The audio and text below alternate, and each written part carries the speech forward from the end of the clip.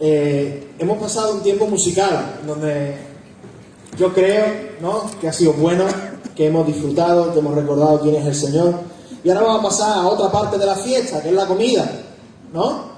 A todo el mundo le gusta la parte de la fiesta donde se ponen los canapés y aparece el bizcochito y todo ese tipo de cosas. Así que ahora vamos a la parte buena, a nutrirnos. Y en esa tarea de nutrirnos vamos a ir a nuestro texto en Colosenses 2, del 8 al 10, porque quizás la gente del mundo no entienda esto, pero para nosotros estudiar la palabra del Señor es un gusto, es un disfrute, es un deleite, lo disfrutamos. Y aunque parece que estamos ahí sentados simplemente pensando y razonando, pero estamos permitiendo que la palabra del Señor cale en nuestra alma y nos nutra. Así que quiero animarnos a que podamos tener ese pensamiento en este tiempo. Hoy he llamado, no sé si podemos avanzar con esto. Hoy he llamado al título Filosofía de la Buena. ¿Vale? Ya algunos ya están pensando, bueno, a ver qué nos va a contar este hoy. Filosofía de la Buena. Y lo comento porque es que el pasaje va a tener todo que ver con cosas filosóficas y ya lo iremos viendo a medida que vayamos avanzando en él. Pero me gustaría, antes de ir al pasaje, daros algunas estadísticas que nos van a introducir en pensar sobre el pasaje mismo. Fijaos, en 2017 un grupo cristiano que hace estadísticas cristianas, Barna, hizo varias estadísticas con respecto al cristianismo y a otras ideas, ¿vale?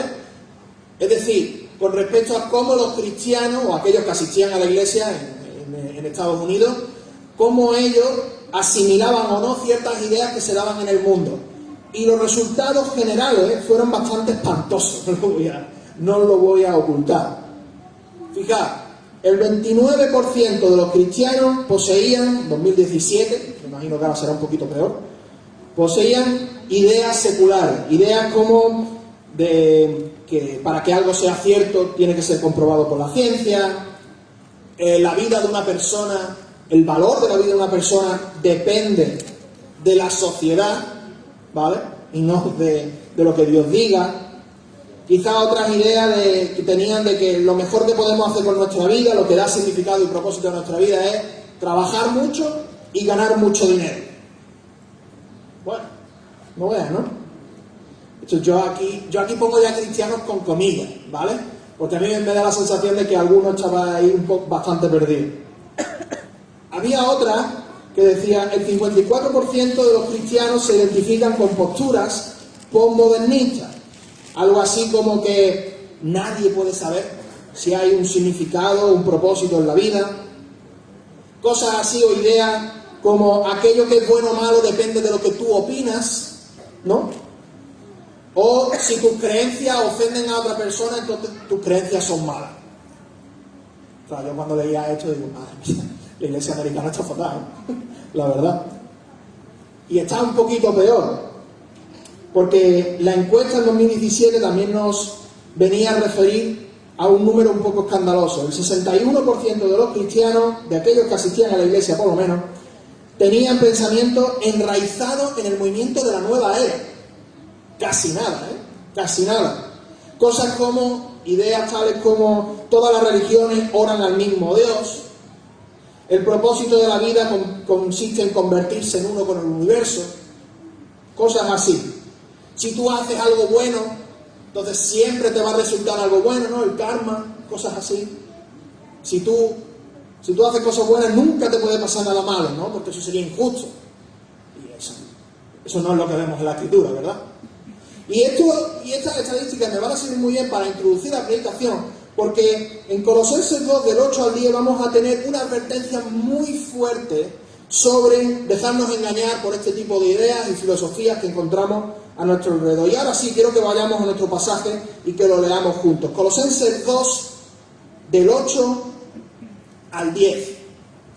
Y dice el versículo, empezando por el versículo 8, mirad que nadie os engañe por medio de filosofías y huecas sutilezas, según las tradiciones de los hombres, conforme a los rudimentos del mundo, y no según Cristo. porque en él habita corporalmente toda la plenitud de la deidad, y vosotros estáis completos en él, que es la cabeza de todo principado y potestad. Ya nada más empezar a leer, vemos una frase que capta la atención, ¿verdad? Mirad que nadie os engañe. Aquí tenemos una advertencia muy clara. Esa palabra engañar se puede traducir como atrapar, por eso he puesto ahí, no os dejéis atrapar. Se puede traducir como esclavizar o como cautivar. Tiene la idea de como esclavizas a alguien para sacar un provecho de esa persona. Y eso es lo que el apóstol Pablo, inspirado por el Espíritu Santo, le estaba diciendo a los colosenses que no hiciesen, que no se dejasen cautivar. Esta es la advertencia clara. Un cristiano puede dejarse cautivar, puede dejarse atrapar, puede dejarse esclavizar por ideas que no son bíblicas y que al final lo que van a hacer es que le van a traer daño. ¿Vosotros habéis visto algún ejemplo en vuestra vida alguna vez de una persona que empieza con algunas ideas un poquito raras, cada vez son más raras y ya al final del camino ya está completamente desviado? Yo creo que no soy el único, ¿verdad? La verdad es que eso ocurre. Y el apóstol Pablo nos está haciendo esta advertencia, que nadie os engañe. Que nadie os engañe. Pero, fijaos, no está diciendo, no os preocupéis porque yo os voy a cubrir totalmente para que nadie os engañe, así que estáis tranquilos y protegidos, así que no hagáis nada. No es eso lo que está diciendo el pasaje, ¿verdad? Lo que está diciendo el pasaje es mirad que nadie os engañe. Estad atentos. Estad atentos. Preguntad. Estudiad. Tenéis una responsabilidad de que nadie os engañe, de que nadie os cautive. No está simplemente poniendo la pelota en el tejado de otro, está poniendo la pelota en tu tejado. Está diciendo, tú ten cuidado de ti mismo, ten cuidado con ideas que no vienen del Señor y que al final te van a hacer mucho daño. No está negando la intelectualidad, no está negando el que seamos inteligentes y el que usemos nuestro cerebro. De hecho, está haciendo justo lo contrario. Lo que está diciendo es, cristiano, coge tu cerebro y dale un uso.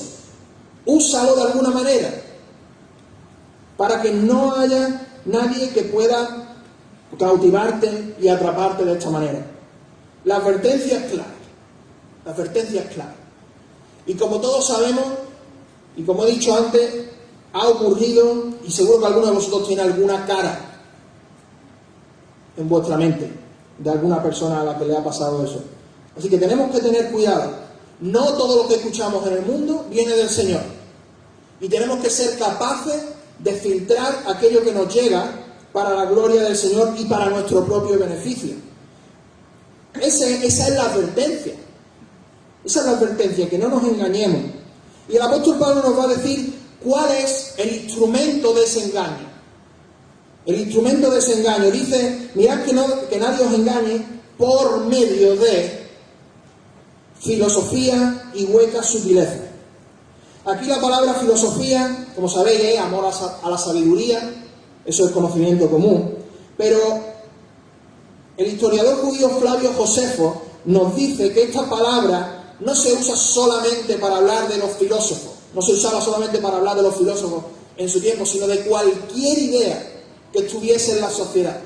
No tenías que ser una escuela de pensamiento de los estoicos o de los docetistas para entrar dentro de estas categorías, sino cualquier ideología, cualquier forma de ver la vida, fuese reconocida como filosófica o no, al final es lo que se quiere decir aquí con filosofía. Y huecas sutilezas, argumentos, como veíamos la semana pasada, que parecen convincentes pero que al final están vacíos. Y esa palabra sutilezas me gusta, ¿verdad? Porque el engaño nunca llega de frente, o por lo menos la gran mayoría de veces no llega de frente, igual que Satanás. Satanás no se presenta de la peor forma que puede y dice, aquí estoy yo y te voy a engañar. ¿Cómo se disfraza Satanás? De ángel de luz, ¿verdad? De ángel de luz. ¿Y qué es lo que ocurre? Que nosotros tenemos que reconocer que la idea principal que nos quiere dar el apóstol Pablo es que tengamos discernimiento. Discernimiento, esa es la idea principal, que sepamos juzgar entre aquello que viene del Señor y aquello que no viene, que sepamos separar dos cosas, que sepamos examinar todos los pensamientos, la ideología y la filosofía que no vienen de parte del Señor. Y alguno puede estar pensando, bueno, claro, es que la filosofía es fatal y es un desastre, pero el otro día estaba hablando con un joven sobre la carrera que estaba haciendo, que es trabajo social, y yo le preguntaba, oye, ¿ha habido alguna vez alguna cosa que te hayan dicho en trabajo social, que no es filosofía, ¿no? Podríamos ponerlo en otra categoría para nosotros? ¿Hay algo en trabajo social que te hayan dicho que no sea bíblico? Y ella me decía, sí, el concepto de familia. Y voy a decir un par de ejemplos que me decía, ¿no? La familia ahora se redefine y la familia puede ser un hombre y una mujer, obviamente, hombre y hombre, mujer y mujer. Una familia puede ser una persona sola o puede ser una mujer con sus gatos, ¿vale? No me lo estoy inventando, estoy citando literalmente. Entonces, cuando el concepto de familia se tergiversa de esa manera, nosotros podemos ver que ahí hay algo que está mal. Y a esto es lo que se está refiriendo el apóstol Pablo, no solamente a ciertas filosofías establecidas que van en contra de la palabra, sino también a todo pensamiento o idea que nos encontramos en el mundo y que no encaja con la palabra de Dios. Y de esto todos tenemos un montón de experiencia, ¿verdad? Todos tenemos mucha experiencia. Los jóvenes tienen experiencia en sus institutos, los que trabajáis tenéis experiencia en vuestros trabajos, de realmente un montón de ideas que se intentan meter en nuestra cabeza que no son bíblicas. Y nosotros, hermanos, nosotros tenemos que estar advertidos contra eso. Estas filosofías y sutilezas son huecas, son vanas, están vacías.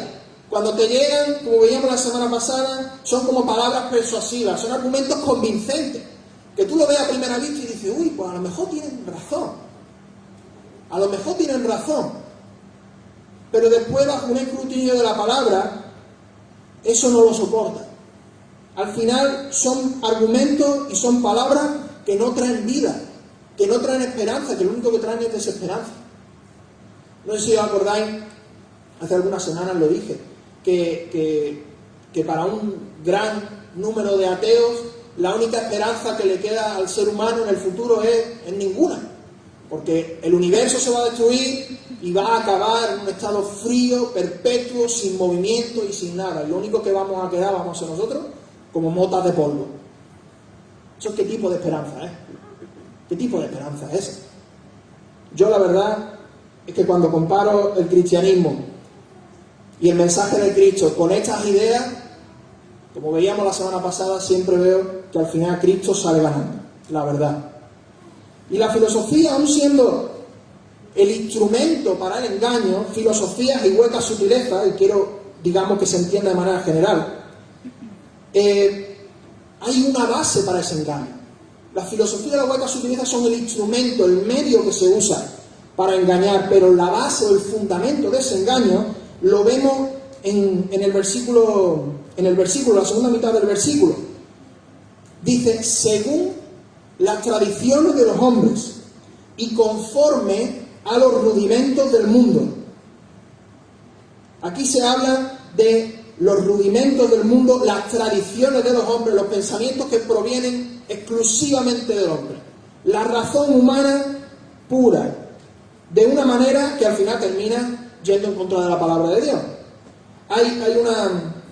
La Biblia textual lo traduce muy bien y dice, aquí se refiere, los rudimentos, se está refiriendo a las presuposiciones en las que el hombre basa sus realidades aparte del Dios vivo revelado en Cristo.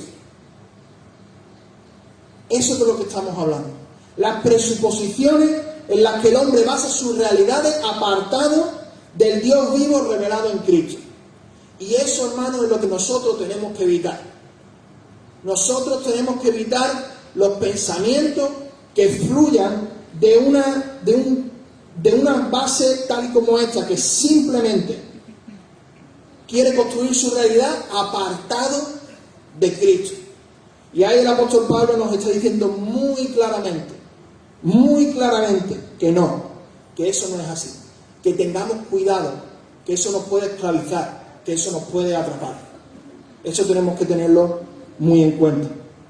Por cierto, me gustaría dar aquí una pequeña aplicación.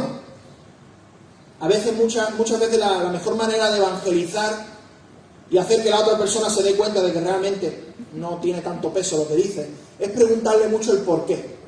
Ellos te dicen, bueno, pero es que la Biblia es machista, ¿no? Por ejemplo. Oye, ¿y por qué? ¿Cómo sabes tú eso? Muéstrame los pasajes en la Biblia donde diga que Dios es machista, ¿no? Y entonces estás yendo a las presuposiciones. Eso en apologética es lo que se llama la apologética presuposicionalista. No apuntas al argumento, sino apuntas a las presuposiciones. Y yendo al fundamento, si eres capaz de destruir el argumento y el fundamento, entonces ya lo de arriba se cae como un castillo de naipes, ¿verdad? Y eso es una estrategia muy buena y bíblica que podemos usar a la hora de hablar con gente del Evangelio. Pero no solamente hay una base para el engaño, sino también hay una base para nuestro discernimiento. Y es la persona y el mensaje de Jesús. Fijaos lo que dice al final del versículo. La base para el discernimiento es Cristo, según las tradiciones de los hombres, conforme a los rudimentos del mundo, y no según Cristo. Algunos de nosotros quizá podría pensar, bueno, ¿cómo tengo ese discernimiento? ¿Cómo sé qué es lo que está bien o qué es lo que está mal? ¿Qué es lo que Dios aprueba o qué es lo que Dios desaprueba? ¿Cuáles son los pensamientos que tengo que asimilar y cuáles son los pensamientos que tengo que desechar? Pues eso es Cristo y su mensaje. Cristo y su mensaje es el fundamento para nuestra creencia. Cristo y su mensaje es nuestro fundamento para entender realmente cómo debemos mirar la vida y la forma nuestra de ver la vida. Así que, hermano, esto es muy práctico al fin y al cabo. Esto es muy práctico al fin y al cabo. Nosotros tenemos que desarrollar nuestro entendimiento de la palabra del Señor para tener discernimiento. No solamente leer la Biblia, ¿verdad? Cuando estamos pasando por un momento malo y difícil, vamos a uno de los salmos, cogemos cualquier salmo, porque total cualquiera, ¿vale? Y cogemos un salmo y lo leemos y venga, que nos sirva y que nos nutra en el momento. No, no es simplemente eso. De hecho, es una práctica un poquito peligrosa en ocasiones. Lo que tenemos que hacer es coger la Escritura y estudiarla, y darle vuelta, y comprenderla, y entenderla, y discernir aquello que es bueno y aquello que es malo. Entender cuáles son los pensamientos fundamentales en la palabra del Señor. ¿Por qué? Porque al final nuestra base es Cristo y su revelación. Nosotros a veces pensamos en la Biblia como un escrito que fue escrito por hombres, y eso es cierto, pero no nos olvidemos que el que inspiró la Sagrada Escritura fue el Espíritu Santo. Y aquí tenemos el mensaje del Espíritu Santo para nosotros hoy. Y si queremos estar advertidos de todas estas filosofías y argumentos convincentes, pero que no son bíblicos, aquí es donde tenemos que ir.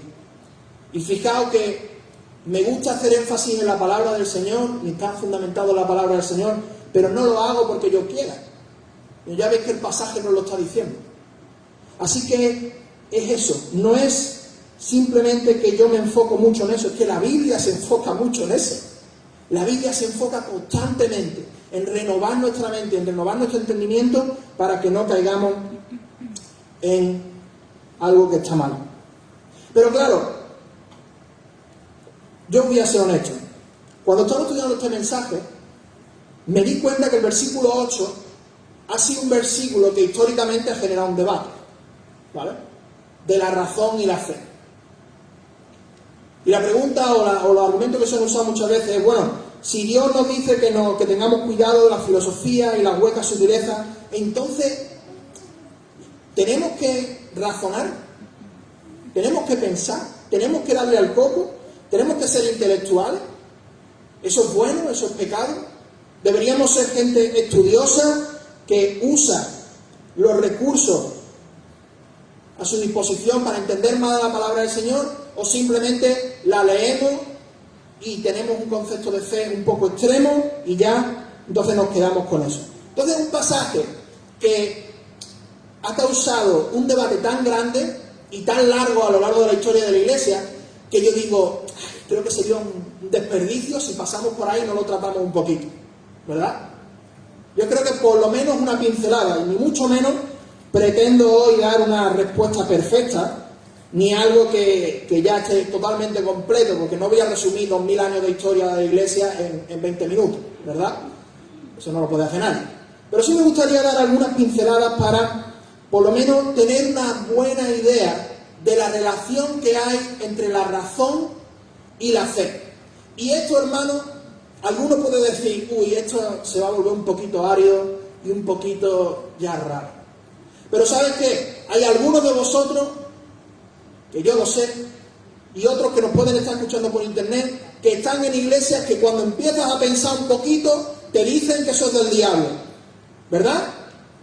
En el momento en que empiezas un poco a pensar y a reflexionar y a darle vuelta a algunas cosas, te dicen, no pienses porque eso viene de Satanás. Y eso es un extremo. Eso es una postura histórica que se ha tomado en algunas ocasiones, pero es un extremo. O a lo mejor venir de otra situación, el otro extremo, en donde la Biblia dejó de tener su lugar en el púlpito y ahora de lo que se hablaba era de filosofía. Ahora lo más importante era hablar de Kierkegaard, no sé, de David Hume, de Nietzsche, de cualquier otro, menos de la palabra del Señor. Y entonces yo hoy quiero traer un poquito de claridad con respecto a eso. Ni Juan ni Juanillo, como decimos aquí, ¿no?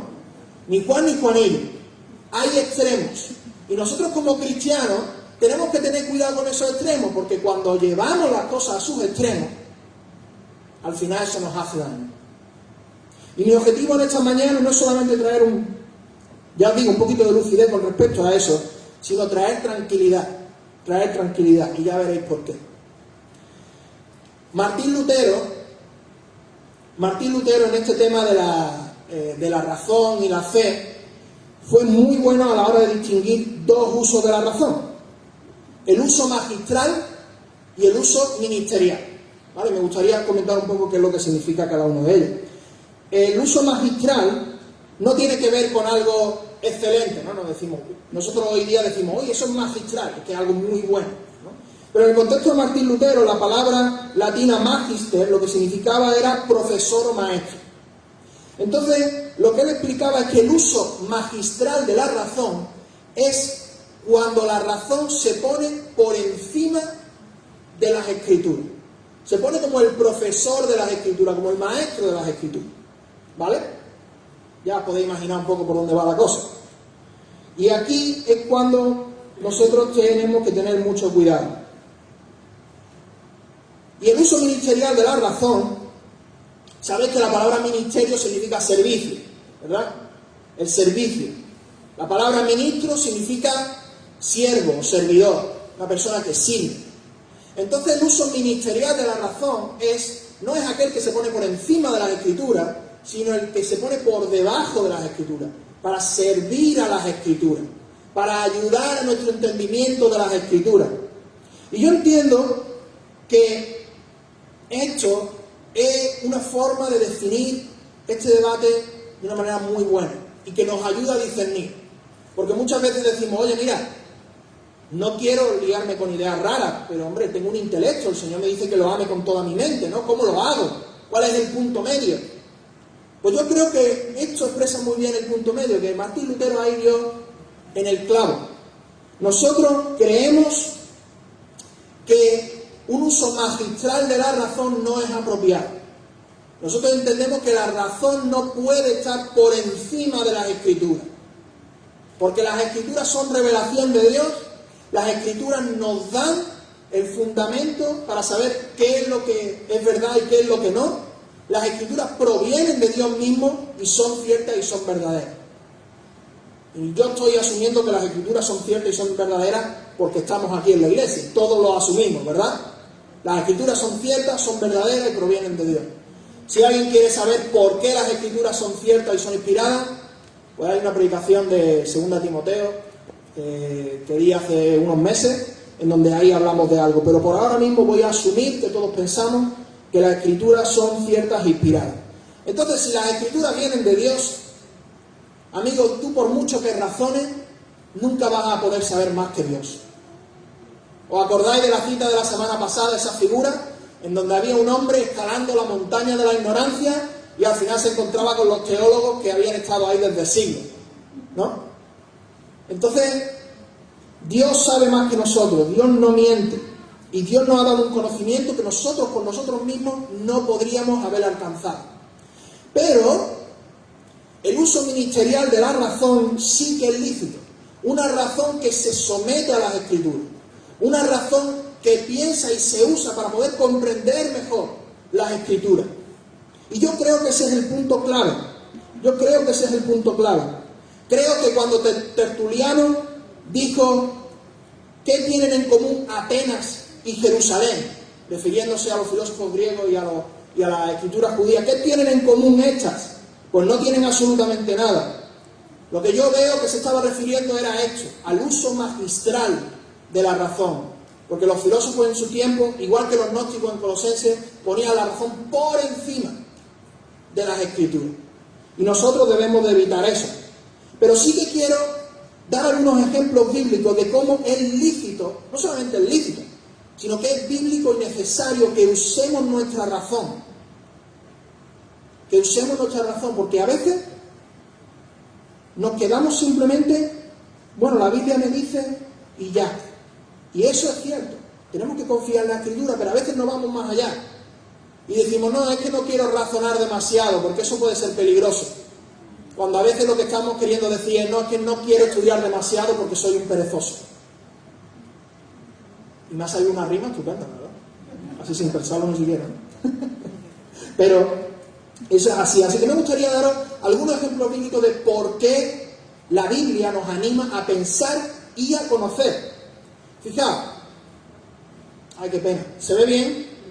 ¿Sí? Va, de todas maneras yo lo voy a ir diciendo. Hay muchas preguntas en los salmos y los profetas, muchas preguntas de por qué Dios hace tal cosa o la otra. Fijaos, en el profeta Habacuc, en Habacuc 1 del 12 al 13, el profeta Habacuc conoce el carácter de Dios y dice, Señor, muy limpio eres de ojos para ver el mal, ni puedes ver el agravio.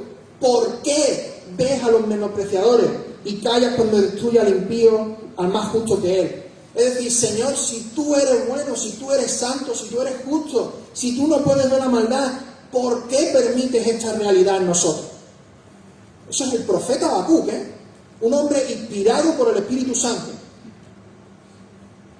porque nos ayuda a ver la realidad de nuestra intelectualidad. Nosotros no podemos simplemente callarnos y decir, bueno, ya está, aceptamos todo. No, hay preguntas en nuestra mente.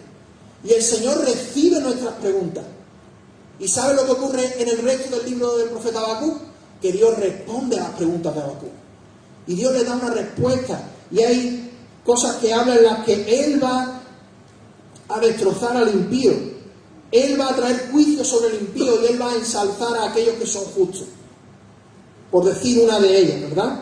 Pero Dios no tiene miedo de nuestras preguntas. Si tú le preguntas, ¿por qué, Señor?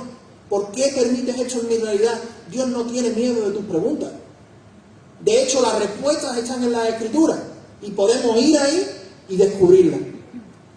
No solamente vemos que es bueno y es bíblico hacer preguntas confiando en el carácter de Dios, no dudando de su carácter, sino que también el apóstol Pedro, en 1 de Pedro 3:15, nos dice, santificad a Dios en vuestros corazones y estad siempre preparados para demandar defensa con mansedumbre y reverencia ante todo aquel el que os demande razón de la esperanza que hay en vosotros.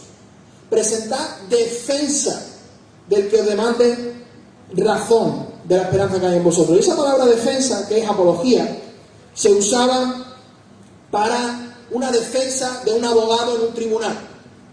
Una defensa razonada, una defensa argumentada, una defensa sistematizada.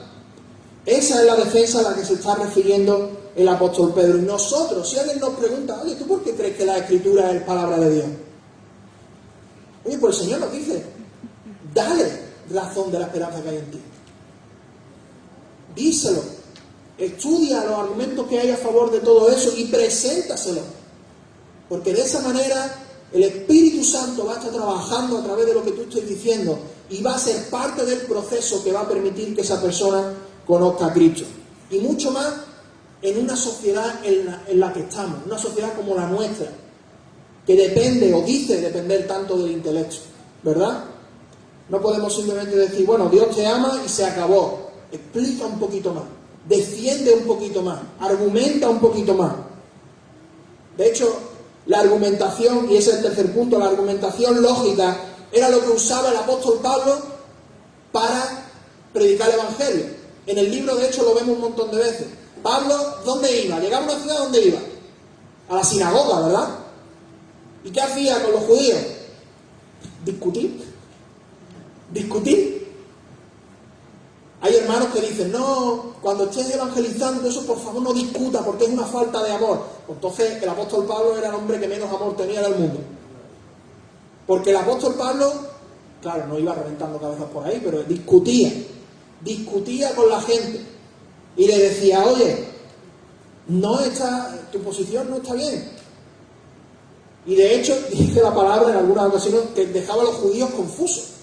Y los judíos que estaban en Berea fueron diligentes y estudiaron la Sagrada Escritura para darse cuenta que sí, que al final Jesús estaba en la Sagrada Escritura y era el Mesías. Así que argumentemos, defendamos y digamos con razones la esperanza que hay en nosotros. Pero no solo eso, incluso hablando un poco de filosofía, es interesante cuando Pablo, venid conmigo aquí por favor, Hechos 17:28. Hechos 17:28. El apóstol Pablo se presenta delante de Atenas y le dicen, oye, ¿por qué no vienes y nos explicas aquí en el Areópago? ¿Por qué no nos explica un poco la enseñanza nueva que tú tienes? Y ahí estaban los estoicos y los epicúreos intentando escuchar a Pablo. ¿Y saben lo que el apóstol Pablo hace? Una cosa que a veces nosotros tenemos mucho miedo de hacer, pero que bueno, si el apóstol Pablo lo hace, por lo menos es legítimo, ¿verdad? Le está predicando a los griegos y va al versículo 28, está hablando de al Dios no conocido, a quien vosotros adoráis, el que hizo los cielos y la tierra, el cual ha hecho de todos una sangre. Y en el versículo 28 va a decir un par de frases interesantes. Dice, porque en él vivimos y nos movemos y somos, como algunos de vuestros propios poetas también han dicho, porque linaje suyo somos.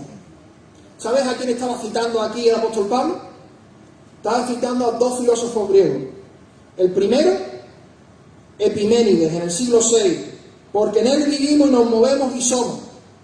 Esto es una cita de Epiménides refiriéndose a Zeus, y el apóstol Pablo la usa como puente para presentar el Evangelio. Muy interesante. Y la segunda cita, porque el linaje suyo somos, es del poeta Arato en el siglo III a.C., un discípulo de los estoicos, también haciendo referencia a Zeus. Y el apóstol Pablo lo usa como puente, como un trampolín, para terminar llegando al punto clave que es Cristo. El apóstol Pablo no se queda ahí en la filosofía y dice, ay, nos quedamos aquí, qué bien, qué bonito. No. El apóstol Pablo siempre su enfoque era Cristo. Y no nos olvidemos de eso. Nuestra razón es un uso, nosotros queremos hacer un uso ministerial de la razón. La razón sirve a las Escrituras. La razón la usamos para presentar las Escrituras a los demás. Pero no solamente hay ejemplos bíblicos, sino que también hay ejemplos históricos. No sé si conocéis una disciplina teológica que se llama la teología filosófica. Teología filosófica, eso se estudia en teología. Si vas al seminario vas a estudiar en algún momento teología filosófica. ¿Y cuál es la idea de la teología filosófica? Es simplemente usar métodos filosóficos para comprender de una manera más clara las verdades de la palabra. Un uso ministerial de la razón. Métodos filosóficos que nos sirven, nos ayudan a comprender mejor ciertas verdades que no son tan evidentes. Y esto refleja muy bien lo que dice Proverbios 25:2. Es gloria de Dios encubrir una cosa, pero la gloria de los reyes es investigar ese asunto. Así que el Señor nos está diciendo, razona, estudia, comprende, incluso usa otros elementos que no están, digamos, directamente en las Escrituras para poder comprenderlas mejor. De hecho, incluso hablando de la filosofía, hay muchos teólogos y hermanos a lo largo de la historia de la Iglesia, como Clemente de Alejandría, Agustín de Hipona, que han usado ciertos aspectos de la filosofía para apoyarse en su teología y para definir mejor la teología. ¿Os suena Juan Calvino? Vosotros diríais que Juan Calvino es un hombre que se le fue un poco la olla en algunas cosas, pero Juan Calvino estaba muy bien fundamentado en muchas cosas. Un hombre que era muy conservador. Y este hombre dice, oye, pues hay cositas de la filosofía que nosotros podemos usar. Hay muchas otras que no, pero hay otras cosas que sí que podemos usar y que podemos desarrollar. Teólogos contemporáneos, gente muy conservadora que hace un uso legítimo, no ilegítimo y no extremo de irnos a la filosofía, sino un uso legítimo para comprender bien las palabras de la Escritura. Fijaos, C.S. Lewis tiene una frase que me gusta mucho. En el contexto de que los cristianos deben estudiar y deben conocer y deben desarrollar lo que se podría decir su propia filosofía, digamos, sacándola de la palabra. Y él dice, la buena filosofía debe existir, si no por otra cosa, porque hay que darle una respuesta a la mala filosofía. Fijaos lo interesante. En este pasaje de Colosenses 2, volvé conmigo a Colosenses 2, por favor. En Colosenses 2 no está diciendo que esté mal razonar. No está diciendo que esté mal hacer un uso legítimo de ciertos aspectos filosóficos. Lo que está diciendo es que nuestra base de pensamiento es Cristo. Y todo lo que esté fuera de eso, lo desechamos. Todo lo que esté fuera de la revelación de Dios, lo desechamos, porque Dios sabe más. Dios sabe más. Imagínate, ¿no? Imagínate, y esto ha pasado en algunas iglesias, que se dice, no vamos a estudiar, no vamos a conocer nada, nos centramos simplemente en la Biblia, y no vamos a saber nada del mundo a nuestro alrededor, ni estudiamos nada más. ¿Saben lo que ocurre? Lo que ocurre es lo que dice William Lane Craig. La persona que afirma que no tiene necesidad del estudio es la persona más susceptible de ser engañada por la filosofía. Si tú dices, no, es que yo no tengo necesidad ninguna de estudiar, y yo te digo, bueno, a lo mejor no tenemos necesidad de estudiar para ser salvos, claro que no. Pero debemos conocer, como dice aquí C.S. Lewis, debemos conocer por lo menos para estar atentos, para saber qué es lo que nos llega. Y que después no nos presentemos en la iglesia y pasen años y años y se metan ideas y filosofías raras y extrañas. Y después tú ves que después de 6, 7, 8, 9, 10 años, tu iglesia se va al garete porque no supisteis discernir que había una filosofía extraña en medio de vosotros. ¿Y por qué no la supisteis discernir? Porque primero no la estudiasteis y primero no la conocisteis. Y yo soy de una opinión bastante férrea y yo entiendo que pueda haber algún hermano que no esté conmigo en esto, y es respetable, pero soy de la opinión firme de que nosotros debemos de conocer otras filosofías extrañas, para que cuando nos lleguen sepamos verla y decir, uy, eso de ahí no es bíblico, eso de ahí tampoco es bíblico, y eso de ahí no es del Señor. Es como si tú vas al médico, ¿vale? Y vas a un médico que no conoce las enfermedades, ¿no? Un médico que solamente sabe el cuerpo en su estado perfecto. Pero que si tú tienes algún tipo de infección o nada, dices, no, es que yo soy médico, pero yo solamente estudio el cuerpo en su estado perfecto. Yo no estudio las enfermedades, porque las enfermedades son malas. Eso no tiene sentido, ¿verdad? Lo que tiene sentido es que un médico estudie las enfermedades para poder tratar y curar las enfermedades. Y esa es la analogía que quiero traer en esta mañana. Creo que eso es una idea muy sana y muy bíblica. El apóstol Pablo conocía a los filósofos griegos. De hecho, tanto los conocía que se los sabía de memoria, cuando los dijo allí en el Areópago de Atenas, ¿no? Y hay una cita de un hombre, un teólogo muy famoso, no sé si conocéis, R.C. Sproul, un hombre muy reformado, muy conservador. Cuando digo muy conservador, es muy conservador, ¿vale? Muy conservador. Pero este hombre se hace eco de la frase que decían los teólogos medievales, y es que la teología es la reina de la ciencia y la filosofía es su sirviente. Y me gusta cómo se resume ese concepto, ¿verdad?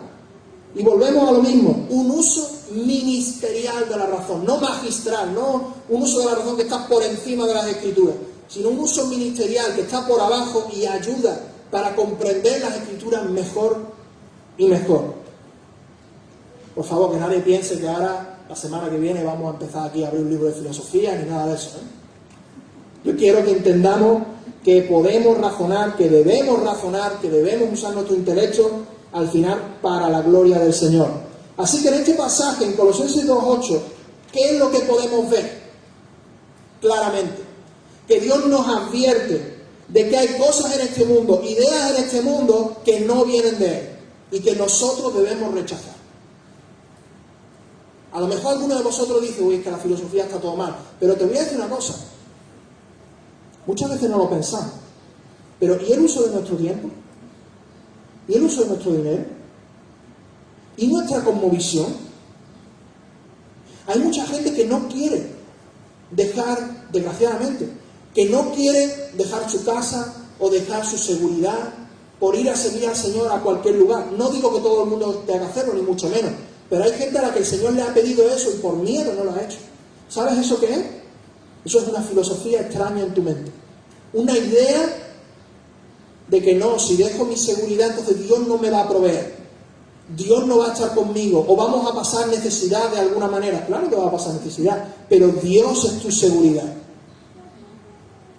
Y eso no es filosofía, pero está ahí, ¿verdad?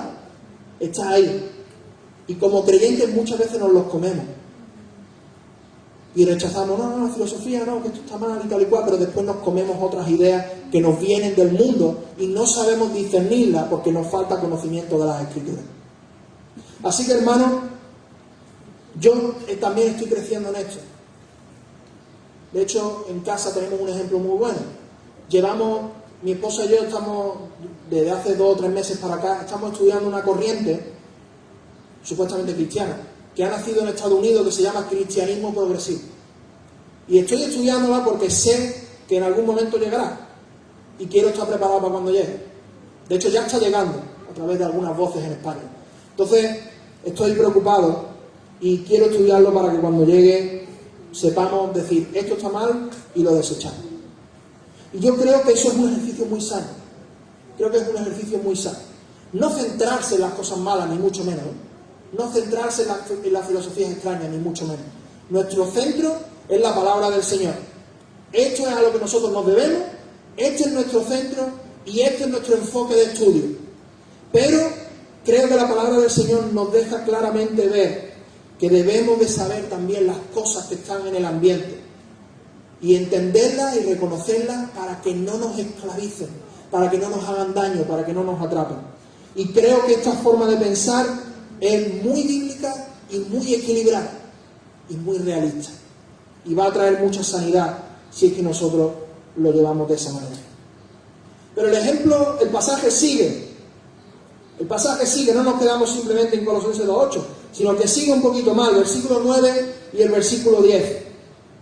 Cuando el apóstol Pablo le estaba diciendo a los colosenses de que tuviesen mucho cuidado con las filosofías y las huecas sutilezas, sabemos 100% seguros que se estaba refiriendo al gnosticismo de la época. Y ya comenté un poco la semana pasada. Al gnosticismo de la época que decía que Jesús no podía haber venido en carne, que Dios no se podría haber manifestado en carne porque el cuerpo humano es malo en sí mismo. Eso es lo que se llama como el docetismo. Pero ¿sabes qué? El apóstol Pablo aquí va a dar una frase que me encanta, por cierto. Un versículo sencillo pero al punto, en donde nos va a dar una base doctrinal clarísima en la cual podemos fundamentar nuestra teología de Cristo. Y es la siguiente: porque en Él, no creáis a los gnósticos, no creáis eso que os dicen que Jesús no pudo haber sido completamente humano y Dios al mismo tiempo, porque en Él habita corporalmente toda la plenitud de la deidad. Toda la plenitud de la deidad. Y aquí en este pasaje cada una de las palabras es importante. En Cristo habita, en Cristo está toda la plenitud de la deidad, no un poquito, no una porción, no el 33%, ¿no? Como piensa mucha gente, bueno, Padre, Hijo, Espíritu Santo, 33% para Jesús. No, el 100% de la esencia y la naturaleza de Dios habitan corporalmente en Jesús. Gracias. Estoy súper emocionado. Porque la doctrina de la teología de Cristo ha sido siempre atacada en la historia de la Iglesia. Siempre. Ha habido gente que ha dicho, no, es que Jesús no es Dios. O gente que ha dicho, no, es que Jesús no es completamente humano. Hay gente que ha dicho, no, es que Jesús fue una criatura o lo que sea. Pero aquí podemos ver claramente, y este es el centro de la teología de Colosenses, que en Cristo habita toda la deidad, toda la plenitud. Cristo está lleno de la esencia de Dios. ¡Qué alegría! Y qué pasaje tan claro. Aquí hay poca materia para estar confuso. En Cristo es Dios. Cristo es Dios de manera completa, de manera perfecta. Cristo ni siquiera cuando estuvo en la tierra fue un semidios o algo menos que Dios. Cristo es Dios completamente. Toda la plenitud de la deidad. Y esto para nosotros, hermanos, es muy importante. No solamente desde el punto de vista doctrinal, sino desde el punto de vista de seguridad. Porque ¿sabes quién tenía que pagar por nuestros pecados? El sacrificio perfecto. ¿Y sabes el único que es perfecto en este universo? Dios mismo. Así que el hecho de que Jesús sea 100% Dios, de que toda la esencia de la deidad esté en Cristo, provee un fundamento necesario para que nosotros podamos tener seguridad de que nuestros pecados han sido perdonados. Y más práctico que eso, ya pocas cosas hay, ¿verdad? ¿Tú crees que Cristo ha perdonado tus pecados? Cristo ha perdonado todos mis pecados. ¿Y cuál es la base de eso? Que Cristo era, es y será Dios para siempre. El Dios eterno. Ese es nuestro Señor. Ese es nuestro Señor. Y aquí, en el versículo 10, va a hacer ahora un juego de palabras. Como le gusta mucho al escritor bíblico, yo no sé por qué, pero hace un montón de juegos de palabras. Y va al versículo 10 y ya no va a hablar tanto de Cristo, sino va a hablar ahora más bien de nosotros. Y dice, vosotros estáis completos en Él. No creáis a los gnósticos que os dicen que vosotros no podéis tener el Espíritu Santo dentro vuestra, porque vosotros estáis completos en Él. Hay otras traducciones que lo traducen como que vosotros habéis sido hechos completos en Él. Y lo que quiere decir es que de la misma manera que Jesús está lleno de la deidad y de la esencia de Dios, nosotros estamos llenos de Jesús. La unión con Cristo a través del Espíritu Santo. Y eso lo que produce en nosotros, hermanos, es que nosotros podemos tener seguridad completa de nuestra salvación. ¿Sabes qué? Estaban luchando no solamente aquí con los gnósticos, sino con los judaizantes que te decían, no, tú es que te tienes que circuncidar para poder ser salvo o para agradar más a Dios de alguna manera. No, tú es que tienes que cumplir ciertos aspectos de la ley para ser más santo. Y el apóstol Pablo dice, no. Vosotros estáis completos en Cristo. No añadan la circuncisión, no añadan las fiestas, no añadan las leyes, no añadan los días, porque vuestra salvación está completa. Estáis llenos de Cristo. Estáis llenos de Cristo. Mi salvación está completa en Jesús. Yo no soy salvo por gracia y por obras. Yo no completo mi salvación. Yo no añado nada a mi salvación. Nosotros no somos católicos que decimos, bueno, esfuérzate y trabaja y tal y cual, y eso va como a darte puntos para llegar al cielo. No, Cristo es mi salvación. Cristo ha hecho la salvación completa para mí. Y en eso puedo confiar. Y ahora obedezco a Cristo, no por miedo de que no voy a llegar, sino por agradecimiento de que ya he llegado. Porque Cristo ha sido el que me ha llevado hasta allá. Pero no solamente, y la gran mayoría de los comentaristas están de acuerdo con esto, no solamente se refiere a nuestra salvación, sino a la satisfacción plena que Cristo trae a nuestra vida. No solamente estamos completos de manera espiritual, sino también completos de manera emocional. Cristo es el que nos satisface. Cristo está dentro de nosotros, es el que sana nuestras heridas, es el que nos ayuda en los momentos difíciles, es el que nos da todo aquello que nosotros necesitamos en el momento que lo necesitamos, según su soberanía. En Cristo hermano, amigo, nosotros podemos estar satisfechos. Y a veces lo hace de manera directa, como quiere expresar aquí en este pasaje, pero cuando coges la Biblia, también te das cuenta que a veces lo hace de manera indirecta, a través de la iglesia y a través de los hermanos, a través de otras personas alrededor mío. Los medios de gracia, como se llaman. La palabra, la oración y la iglesia. Por eso hago tanto énfasis en la iglesia local, no porque queramos ser legalistas ni mucho menos, sino porque es que fue el invento de Dios, un invento bueno para nosotros, un medio de gracia para nosotros, por cual Dios también nos provee y nos satisface de muchas maneras. Así que esta aplicación es muy práctica también. ¿Estás satisfecho en Cristo? ¿Estás satisfecho en Cristo? ¿Confías en la salvación completa que Cristo ha hecho? ¿Estás intentando añadir algo a tu salvación? Inconscientemente quizás. Pues amigo, déjame que te diga, hermano, que no puedes. No puedes. No hay absolutamente nada que nosotros podamos añadir o quitar a nuestra salvación. En Cristo ya todo está hecho. Y la tercera verdad que quiero presentar esta mañana es la que se ve al final del versículo 10. No solamente en Cristo es Dios y en Él habita corporalmente toda la plenitud de la deidad. No solamente nosotros estamos completos en Él, sino que además Él es la cabeza de todo principado y potestad. Él es la autoridad, que es lo que significa aquí la palabra. Él es la autoridad de todos los principados y de todas las potestades. Él está por encima de ellos. Y esto para los colosenses era importante, porque los gnósticos decían, vamos a adorar a los ángeles.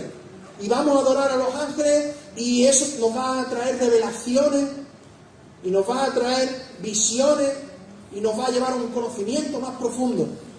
Y Pablo dice, no, ¿qué hacéis adorando a los ángeles? Si es que la cabeza de los ángeles es Cristo. Cristo es mayor que los ángeles. Los ángeles están sometidos al Señor. Son sus siervos, son sus sirvientes. Incluso Satanás. Satanás está al servicio de Dios y lo vemos en el libro de Job, ¿verdad? En el libro de Job, ¿qué es lo que se le permite? ¿Qué es lo que hace Satanás? Lo que Dios le permite hacer. Toca a Job, pero hasta este punto. No te pases. Y Satanás llega hasta donde puede, pero no puede llegar más. Porque Dios es el que tiene la batuta. Dios es la autoridad completa. Y con todo esto, hermano, me gustaría concluir para llevar esta predicación a un buen colofón. Creo que la idea más importante del pasaje la podéis ver en pantalla. Fundamenta tu mente en la palabra de Dios y usa tu intelecto para no dejarte engañar y para su gloria. Que nosotros podamos ser cristianos inteligentes. Cristianos inteligentes que usan su cabeza, que usan su mente, que usan su cerebro, no para crecer nosotros y crecer en orgullo, sino al final para no dejarnos engañar, para proteger al cuerpo de creyentes y finalmente para la gloria de Dios, que es para lo que tenemos que hacer todas las cosas. Y si hay alguno aquí que no conoce a Cristo, déjame decirte que en Cristo está la mejor intelectualidad que te puedas encontrar nunca. En Cristo está el único mensaje que nos puede llevar más allá de la muerte, que es el perdón de nuestros pecados y la salvación en Él. Así que si alguien no se ha arrepentido en esta mañana, por favor, arrepiéntete de tus pecados, confía en la persona de Jesús y en su obra, y entonces serás salvo. Tan profundo y tan sencillo como eso. Así que con esto en mente, hermano, yo creo que podemos orar y darle gracias al Señor. Darle gracias por la mente que nos ha dado y también por las advertencias que nos ha dado, para que no nos esclavicen y no nos atrapen y no nos hagan pensar cosas que no vienen de la palabra del Señor. Señor, muchas gracias porque en ti tenemos un desarrollo de nuestra mente y de nuestro intelecto increíble, Señor. Gracias porque tú nos das esa seguridad de que tu palabra es revelada y de que podemos usar nuestra razón para apoyarla y para conocerla y para presentársela también a otros, Señor. Pero ayúdanos, porque este es el punto del pasaje también, ayúdanos a no dejarnos engañar por cosas que nos vienen de cualquier manera y de cualquier fuente. Ayúdanos a no dejarnos engañar, Señor. Que podamos ser hijos que están en tu palabra. Personas que saben, que conocen, que entienden y que tienen discernimiento, Señor. Te lo pido, Padre, por favor, en nombre de tu Hijo Jesucristo. Amén.